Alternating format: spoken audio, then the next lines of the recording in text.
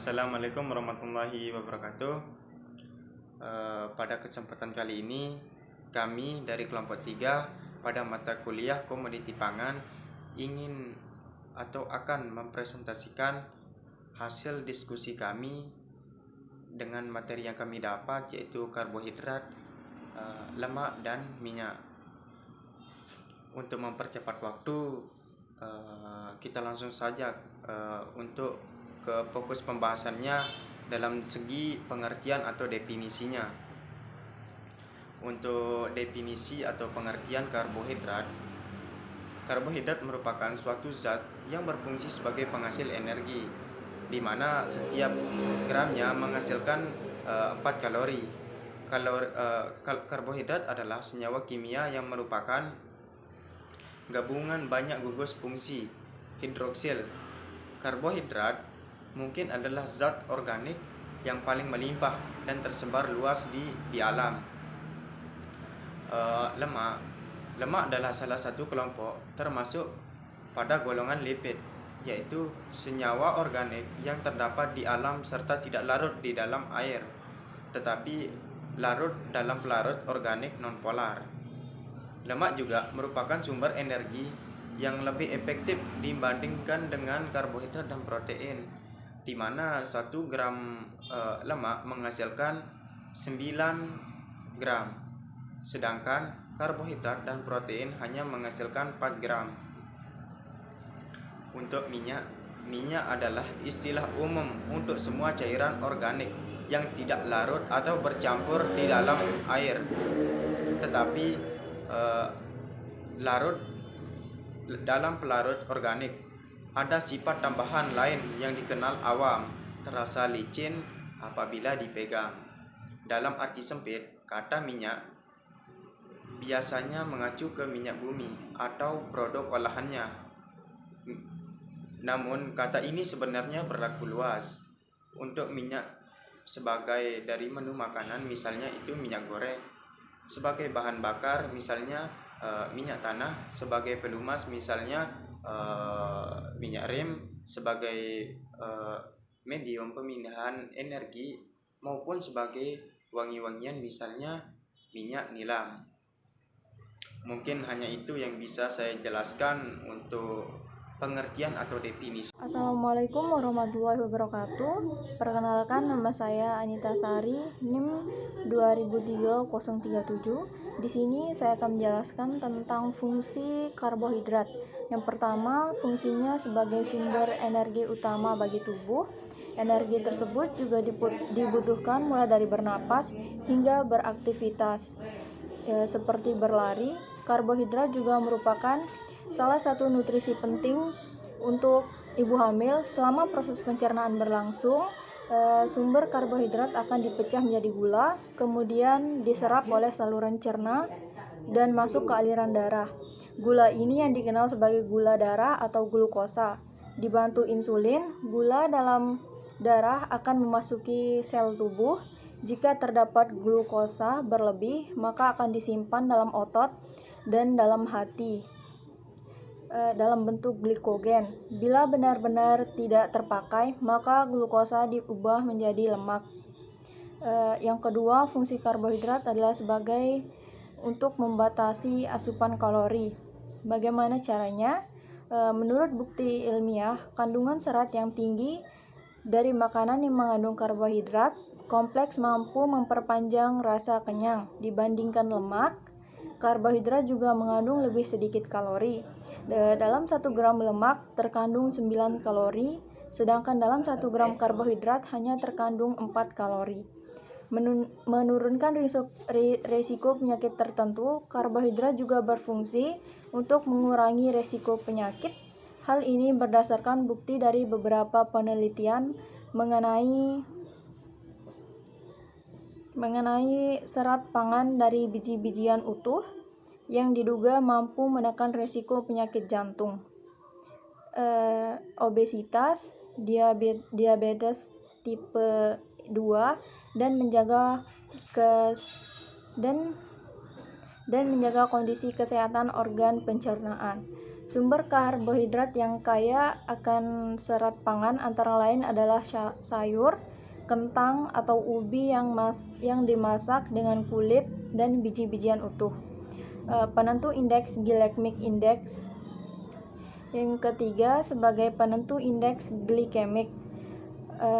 Yang dimaksud di sini adalah patokan yang menilai beberapa cepat karbohidrat atau gula dalam makanan diserap ke dalam tubuh. Semakin tinggi indeks glikemik, maka semakin cepat makanan tersebut meningkatkan kadar gula darah. Sedangkan makanan dengan indeks glikemik rendah lebih lambat dicerna tubuh dan tidak membuat gula darah cepat naik.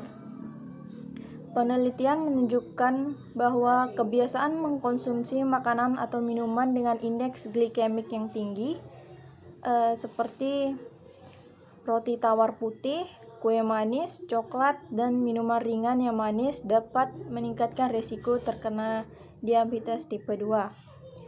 Selanjutnya saya akan menjelaskan fungsi lemak bagi tubuh manusia adalah sebagai cadangan energi dalam bentuk sel lemak, pelindung organ penting tubuh saat terjadi goncangan karena memiliki struktur seperti bantalan. Lemak dapat melindungi tubuh dari suhu yang rendah, melindungi tubuh dari perubahan suhu lingkaran. Salah satu bahan dasar yang dibutuhkan untuk produksi hormon vitamin, membran sel, dan membran organen sel. Pelarut vitamin A, D, E, dan K. Sebagai bahan penyusun empedu dan asam folat, mengoptimalkan fungsi pencernaan, lemak dapat memperlambat sistem pencernaan saat proses pencernaan berlangsung, sehingga rasa lapar tidak muncul terlalu cepat. Yang ketiga, saya akan menjelaskan tentang fungsi minyak goreng, yaitu sebagai medium pengantar panas, penambah rasa gurih, dan penambah nilai kalori bahan pangan. Mutu minyak goreng ditentukan oleh titik asapnya, yaitu suhu pemanasan minyak sampai terbentuk acrolein yang tidak diinginkan dan dapat menimbulkan rasa gatal pada tenggorokan. Sekian, wassalamualaikum warahmatullahi wabarakatuh. Assalamualaikum warahmatullahi wabarakatuh. Saya Bayi Zuriana Rizky Sapitri akan menjelaskan tentang struktur karbohidrat, minyak, dan lemak. Yang pertama, karbohidrat. Karbohidrat itu berasal dari unsur karbon dan juga unsur air. Jadi, karbohidrat merupakan unsur karbon yang mengikat molekul H2O. Karbohidrat merupakan senyawa yang terbentuk dari molekul karbon, hidrogen, dan oksigen. Secara struktur, karbohidrat memiliki 4 gugus, yaitu gugus hidrogen, gugus hidroksil, gugus keton, dan juga gugus aldehida. Karbohidrat juga didefinisikan sebagai polihidroksid aldehid atau polihidroksil keton. Polihidroksialdehida yaitu struktur karbohidrat yang tersusun atas banyak gugus hidroksid dan gugus karbonilnya berada di ujung rantai. Sedangkan polihidroksi keton yaitu struktur karbohidrat yang tersusun atas banyak gugus hidroksi dan gugus karbonilnya berada di selain ujung rantai. Yang kedua ada struktur lemak. Struktur lemak disusun oleh beberapa unsur, di antaranya unsur karbon, hidrogen, dan oksigen. Nah, untuk melarutkan lemak, kita butuh pelarut khusus seperti ester, klorofol, dan benzena, karena lemak bersifat hidrofobik atau tidak larut di dalam air. Lemak juga tersusun dari 3 asam lemak dan 1 gliserol. Berdasarkan struktur kimianya, lemak dibagi menjadi 3, yaitu lemak sederhana. Lemak sederhana merupakan lemak yang disusun oleh trigliserida, yaitu 3 asam lemak dan 1 gliserol. Contohnya adalah lilin dan minyak. Yang kedua, lemak campuran. Lemak campuran merupakan lemak yang terdiri dari asam lemak dan gugus tambahan. Contohnya ada lipoprotein dan fosfolipid. Yang ketiga ada lemak derivat. Lemak derivat merupakan senyawa lemak yang dihasilkan oleh hidrolisis lipid. Yang terakhir ada struktur minyak. Pada umumnya, struktur minyak dan lemak itu hampir sama. Namun, minyak umumnya tersusun atas asam lemak tidak jenuh yang memiliki titik leleh yang rendah, sehingga minyak cenderung berwujud cair pada suhu kamar. Dan titik leleh yang rendah dari minyak disebabkan adanya ikatan rangkap. Ikatan rangkap ini merupakan sumber elektron yang dapat mengadakan tolak-menolak dengan ikatan rangkap yang lain sehingga melemahkan daya antar molekul asam lemak. Bismillahirrahmanirrahim. Assalamualaikum warahmatullahi wabarakatuh. Perkenalkan, nama saya Asani Abegi Purnawan. Sekarang saya akan melanjutkan presentasi dari teman saya yang sebelumnya.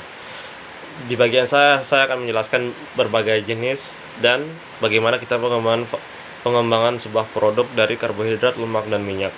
Untuk jenis-jenis, yang pertama adalah karbohidrat, yaitu adalah pati. Pati adalah karbohidrat yang terdapat pada makanan yang berasal dari contohnya biji-bijian, sayuran, dan kacang-kacangan. Kemudian yang kedua adalah serat. Serat juga terdapat pada makanan yang berasal dari tanaman. Kemudian ada gula. Gula, tidak semua karbohidrat adalah gula, tetapi semua gula adalah karbohidrat. Kemudian untuk lemak. Lemak ada beberapa jenis, salah satunya monounsaturated fat. Lemak ini termasuk kelompok lemak sehat yang penting untuk dikonsumsi. Kemudian ada polyunsaturated fat, masih tergolong sebagai lemak sehat, dijumpai dari minyak kedelai dan juga minyak jagung. Kemudian ada saturated fat. Lemak ini dikenal juga sebagai lemak jenuh yang merupakan kelompok lemak tak sehat. Kemudian ada trans fat, yaitulah jenis lemak tak sehat lain adalah lemak trans. Lemak ini paling banyak ditemukan dalam makanan yang digoreng atau gorengan. Kemudian minyak. Ada beberapa jenis minyak, yaitu antara lain minyak zaitun, olive oil, minyak kelapa, coconut oil, minyak sayur, vegetable oil, minyak canola oil, minyak alpukat, avocado oil, minyak bunga matahari, sunflower oil, minyak kacang atau peanut oil, minyak kenari, dan kemudian minyak wijen or sesame oil. Kemudian kita berlanjut ke pengembangan produk. Untuk karbohidrat pati banyak digunakan dalam berbagai produk pangan, antara lain sebagai bahan pengikat pengental, pembentuk gel emulsifier, encapsulasi, pembentuk film, pembentuk tekstur, agen siap penstabil atau stabilizer, dan lain-lain. Kemudian untuk lemak digunakan sebagai salah satu mediator pengantar panas, krim oles, ataupun produk minuman. Kemudian untuk pengembangan produk dari minyak, menjadi mediator untuk memasak minyak berasal dari bahan nabati atau tumbuhan. Sekian dari saya. Wassalamualaikum warahmatullahi wabarakatuh. Assalamualaikum warahmatullahi wabarakatuh. Saya Lalu Ibnu Gunawan. Saya akan menyampaikan teknik pemilihan dari lemak, minyak, karbohidrat, lemak, dan minyak. Pertama, lemak. Teknik pemilihannya, yang pertama, mengutamakan makanan yang kaya serat, buah, dan sayuran. Yang kedua, mengkonsumsi biji-bijian. Yang ketiga, mengkonsumsi produk susu rendah lemak. Yang keempat, mengkonsumsi kacang-kacangan dan kacang polong. Untuk lemak, teknik pemilihan yang pertama, gunakan minyak zaitun sebagai pengganti mentega atau minyak goreng lainnya. Yang kedua, jangan menggoreng makanan Anda dengan minyak yang terlalu panas. Yang ketiga, makanlah ikan laut atau ikan liar yang bukan hasil ternakan. Nah, untuk minyak, pertama, perhatikan aroma dan warna dari minyak goreng berkualitas. Yang kedua, perhatikan komposisi minyak. Selain memperhatikan karakteristik minyak itu sendiri, Anda juga harus memperhatikan komposisi dari minyak tersebut. Yang ketiga, minyak. Pilih minyak rendah lemak. Pada dasarnya, minyak mengandung lemak jenuh yang cukup tinggi, sehingga dengan begitu akan mengakibatkan kolesterol dan kadar lemak yang akan beresiko pada tubuh. Yang keempat, pilih lemak yang tinggi akan kandungan omega 3.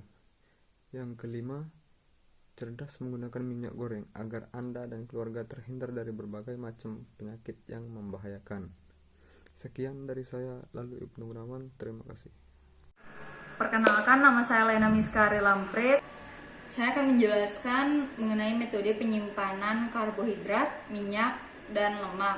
Nah, untuk karbohidrat itu cara penyimpanannya bisa disimpan di chiller, hindari terkena sinar matahari, dan bahan karbohidrat tersebut dalam keadaan yang sejuk, kemudian atau dalam keadaan kering. Kemudian untuk minyak, penyimpanannya itu bisa disimpan di botol kaca, kemudian tetap dalam keadaan yang sejuk juga, dan untuk menutup kemasannya itu bisa ditutup dengan baik. Kemudian untuk lemak bisa disimpan di ruangan tertutup atau dingin, bisa di chiller.